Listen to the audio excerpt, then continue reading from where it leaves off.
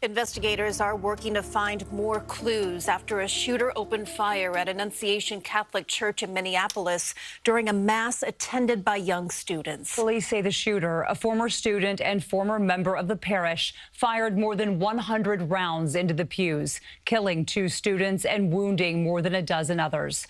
Tonight, the community honored the victims, coming together in grief and prayer and demanding answers. Doug Williams has the story.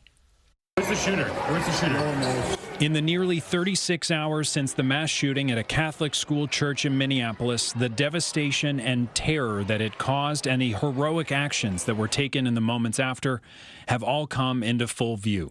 We had one kid that covered up another kid and took a shotgun blast to his back. Children, members of the school staff, and parishioners of Annunciation Catholic Church all showed incredible courage yesterday in the face of unspeakable horror.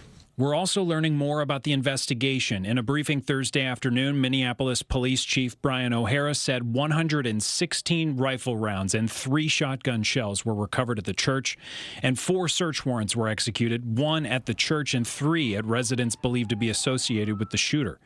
It was at the residences where O'Hara says they learned more about the shooter's motivation. And he fantasized about the plans of other mass shooters. That being said, we know ultimately the purpose of the shooter's actions was to obtain notoriety for the shooter themselves. Law enforcement officials say they believe the shooter acted alone and that they've uncovered writings expressing hatred towards a variety of religious and ethnic groups. The FBI, according to its director, Kash Patel, is investigating the shooting as domestic terrorism. More than anything, the shooter wanted to kill children, defenseless children. As the community mourns the loss of the 2 children that were killed and prays for the 18 children and adults that were wounded, Minneapolis-based child psychologist Dr. Joshua Stein reminds us just how wide the scope of trauma is after a tragedy like this for survivors, witnesses, and members of the community. This could be a profound seminal event in their life. We want to make sure that our children can go to these places and not be worried because they know adults are there to look out for them, so they can learn without hesitation, they can grow without hesitation. Doug Williams, CBS News, New York.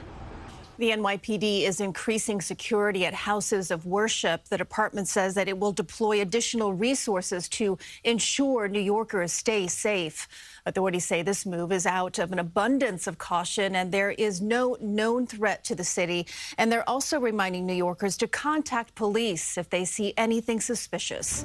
Stay with us for continuing coverage of the Catholic school shooting.